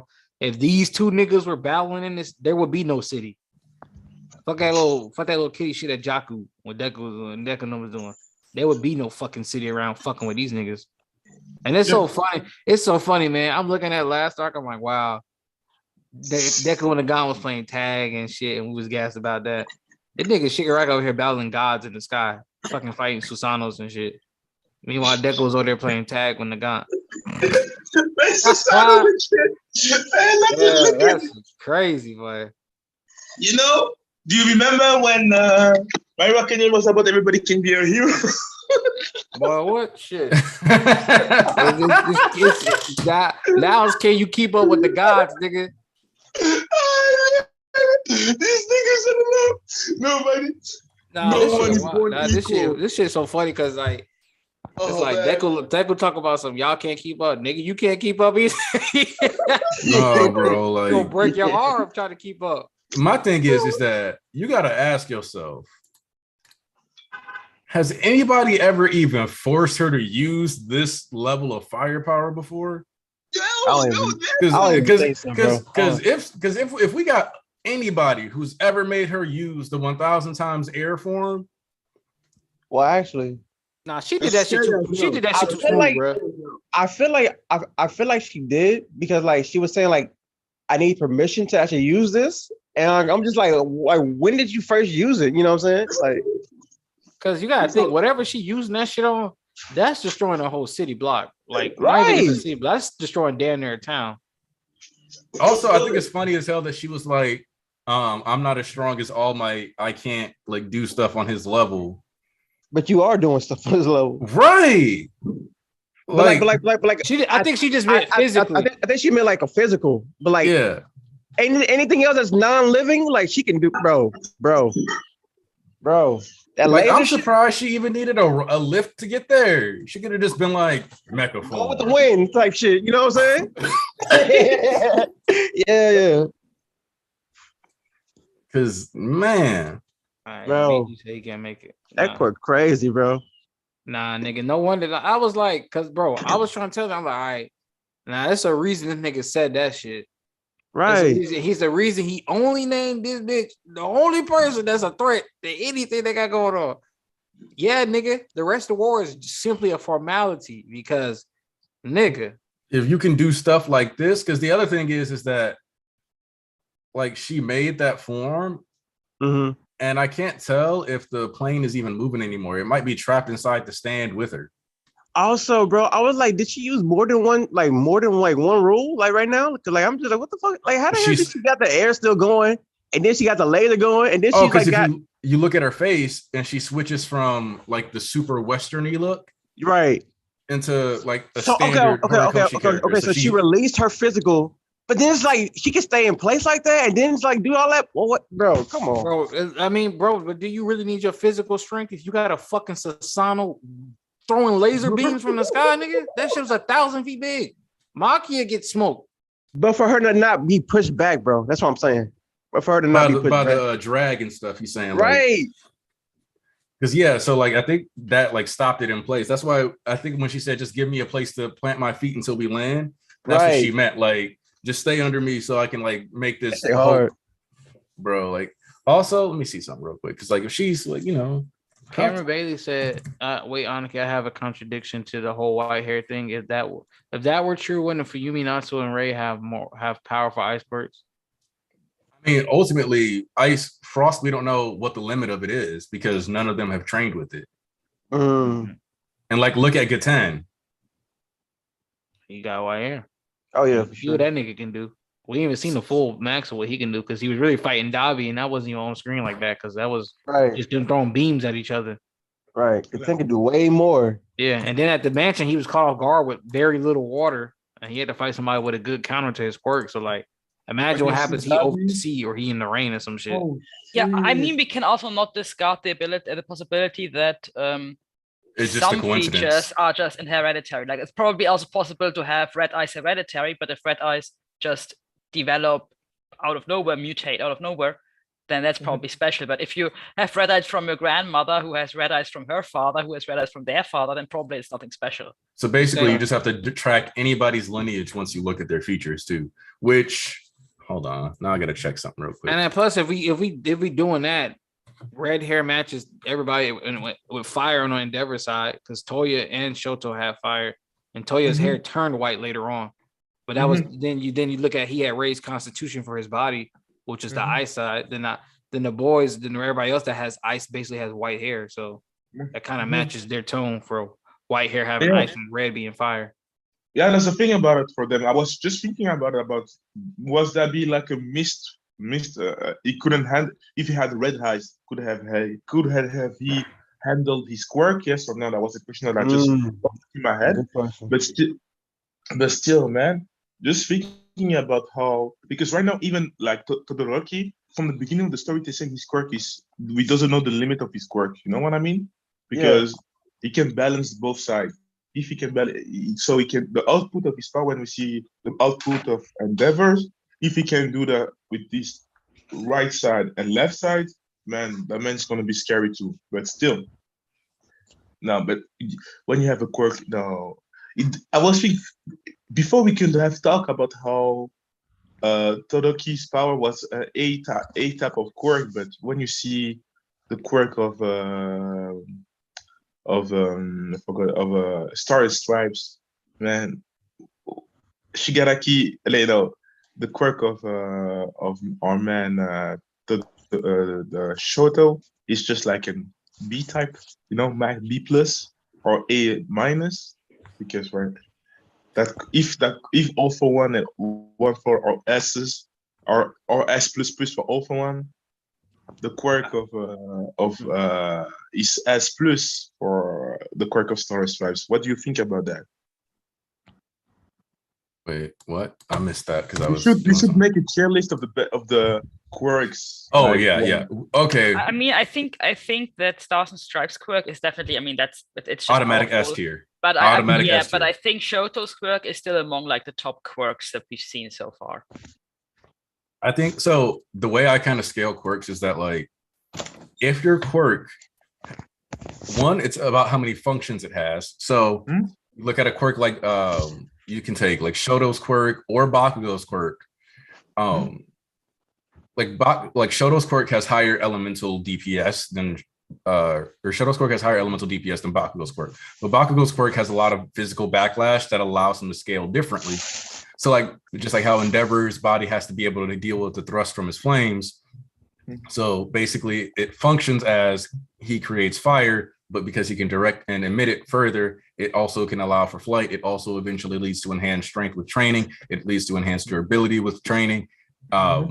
Same with like Bakugo, who gets like super strength via dealing with the explosions, enhanced durability from dealing with the like recoil of explosions, flight by using the explosions properly, which also means super speed by extension. Same thing with like Shoto. And then like you have stuff like New Order that just straight up does it. So you have to look at how many applications of it. Same thing applies with like a 10. What makes this quirk A tier isn't just being able to make and control the ice, or not just being able to control the ice, but the reality is that if there's any water, if he has a single ice cube in his hand and it starts raining, he can make that cube float around and start collecting more and more raindrops until it becomes like a giant disc of ice, and then he can just freeze a bunch of stuff from there. And then after that, that'll end there because it's gonna be rain on the ground. Puddles form. You just sling that here, left, right. I have the fucking world as my oyster, damn near. Yeah. I mean, he's very lost in the desert, but yes. But so what we can do, because we need to start the final wrap up because I need to head out. Okay. We can try to schedule a quirk tier list stream where we just like kind of all sit around and talk about quirks and like which ones we value at like what level. Like we could argue that elasticity is a B/A tier quirk if you really want to like look at the way Gentle applied it, because you could argue it's a B/A tier quirk, but you could also argue that it's not that good. He just trained with it really well. I would say it's a decent quirk with a high skill floor. So how about we set it in with a stream so it just give us more to do, so we don't just run around in circles. Yeah, for sure. Because start change the world game. Start change the world game right now. Yeah, Star and Stripes New Order is definitely like an S-class quirk though. So I'm gonna go around the horn real quick. Final thoughts on the chapter. Let me say something first, because I got walk-ins and I got tarnished stuff. So I'll do walk-ins first. I'll do walk-ins first, and then you pick somebody, then I'll do tarnish, and then we'll do the rest the roundup normal way. Yeah. Go. Okay, so we got the thoughts from the world champ himself, walk-ins. He likes to say, our king showing us the programmer strats. Love to see it. Horikoshi really leaning into how Americans act during a crisis. Guns are blazing. Leroy Jenkins, that shit. Gonna have to take some time to digest how New Order works, but glad there are limits to the insane power. What the fuck? Oh, my fault. The fact that these insane moves are only on par with Endeavor is somewhat shocking. Not sure this is a pro for Endeavor or down for Stars and Stripes. You be the judge of that. As I said. You be the judge of that. Hashtag America. With our nukes and missiles, got to reduce everything to a single atom. Stars and Stripes can call me bro all day. Great chapter. Glad we get another week of this confrontation. Looking forward to how the king will get out of this and whether or not he takes his quirk or just kills her outright. That's Walker's thoughts on 331. Shout out to the GOAT, the new married man. All right, now who's up first? Tom? Yeah, Tom. I guess I can go because it's gonna be very short. It's final thoughts. What can I say? Like, I'm very excited for what's to come. I'm very proud and glad that Anarchy stuck around and stuck through with this doing this on Sundays and Church of MHA. I think we had talked about it before, but I'm just glad that it's moving, it's booming, and like it's coming together. Like even better. What I'm saying, bigger. This chapter was dope. very much dope. I can't wait to see like what comes to next. And yeah, I'm glad I'm back. Finally back. So yeah. All right. I'm glad to have you back. Yeah, we're glad to have you back. Just remember, if you're trying to be in here every week, you can be in here every week. I got you. You're always welcome, Bishop Tom. All right, Ponzu.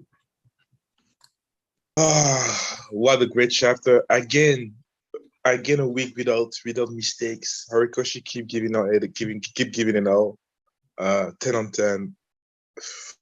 I don't know what to expect next week. It's gonna be hilarious if we get like right now the side of Japan. We're having like US is sending us like nukes on the place where Shigaraki is fighting this. I don't know which kind of chaos is gonna happen, but if Shigaraki wins that man's gonna be seen as a god. And the history, the people, all the stuff, the history, the society, every hero in every world, in every country, every villains in every country will see Japan as a place not to go or to go. You know what I mean? And I mean to go is to make business with Shigaraki, and not to go because okay, they're gonna pull the card. You know what? We don't want the smoke. We don't want the smoke. We get our own problems here. All the heroes that said, yeah, I'm gonna flatten Shigaraki. Right. Oh man, no.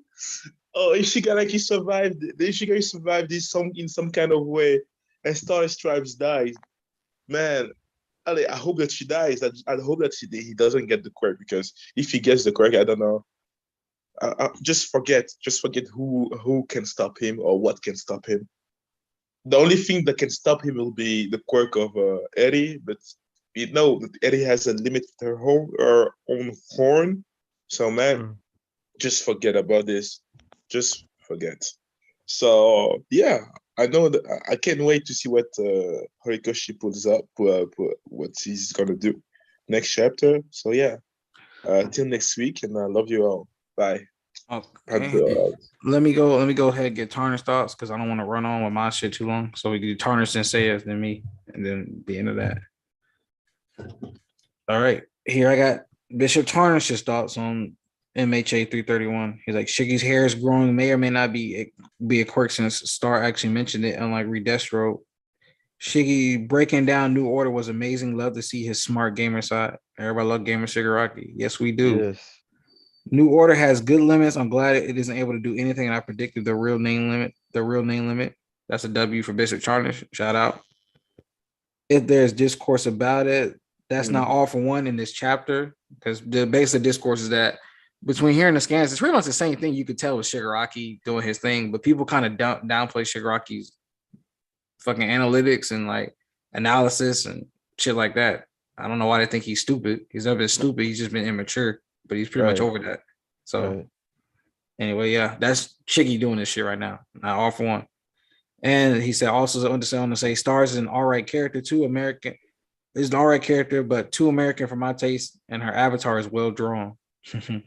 His prediction for next chapter is Shiggy starts fighting back and uses other quirks, which is insane to think, because the nigga only used like 2-3 new quirks this entire time. Right. We haven't seen him do shit new, really, if you think about it. He never used his own quirk. Because Yeah, like the moment that he will use his own quirk is the moment that it's gonna be important. I know that. Yeah, you want to play with your new toys. You don't want to fucking crush everything at once. I got all this power. I'm not gonna just decay everything. I'm gonna use what I got too. Shit, I'm trying to play with my new toys. Let's like the Ebinimo said for Thanos. Let him have his fun. Okay, that was Bishop Turner's thoughts. So now we on to Bishop Sayers. All right. Hey, so Germany. I like the chapter. I think for me the most interesting thing is really how Horikoshi decides to write this foreign hero, and it's just, for me it's like we know he likes all these American comic books, and if you look at like the quintessential American heroes, Superman, Batman would never kill anybody. Never, ever, ever. And then we have this character here who's like, you gotta make him dead now. It's like very different. It's such a strong difference to the way American superheroes are written in American stories, and in most, not all, of course, in many American stories, and this number one hero here. And I find this very interesting. The same way with how this official, I don't really know what was his name again. Commander Akbar. Akbar was like, you make the US shine brightly internationally. It was like, is she doing that? Is she? I thought it was very funny, and I think her powers are amazing. I just love the creativity of using this air giant. That's awesome. And yeah, that's basic. I mean, other than that, it's a pretty action heavy chapter, so I have not that much else to say. I'm looking forward to what's going to happen. I still don't know where this hair is coming from. I think that's just. It might be he tapping into like something. I don't know. I'm about to say chi or something like that. Yeah, it's just like a new style. Whatever. Now we have like extra long, extra wild hair. Shigaraki, fine. Yeah. But I like the chapter. All right, Archbishop East. Okay, last but not least, what's popping, y'all? Man, I ain't gonna keep y'all here too long. Y'all already know. Listen, I knew the gods of the universe was from the battle, but I didn't know it was gonna go down like that. Cause boy, I was in the motherfucking toilet. Boy, I was shaking my ass. Boy, I had my ass out, full blown, cheek spread. I was like, yo, this shit can't be real. I don't know what the fuck I'm looking at right now, but this series jumped to a new fucking tier, man. Listen, I'm gonna tell y'all once, like I told y'all twice, like I told y'all 3,000 times before. Ain't no way in hell, there ain't no damn time scale, because this is what I was trying to explain to y'all now. And I think now, since it's in your face, you kind of get it. Ain't no way in realistic, logically hell that these kids are realistically gonna power up the fucking face Shigaraki and the rest of these other things. These niggas couldn't even actually kill the high end normal, which probably got more intelligence and more strength now since they really stabilized. Right. They couldn't even beat them motherfuckers. What the hell you think they're gonna be doing around with Shigaraki? And let's pull out any other villain he want to pull out up in the upper echelon. Not to maybe Star Strike level, but definitely on the Endeavor level, or maybe on like Miracle level, or Genius level up there. Those niggas exist from Tartarus and other places.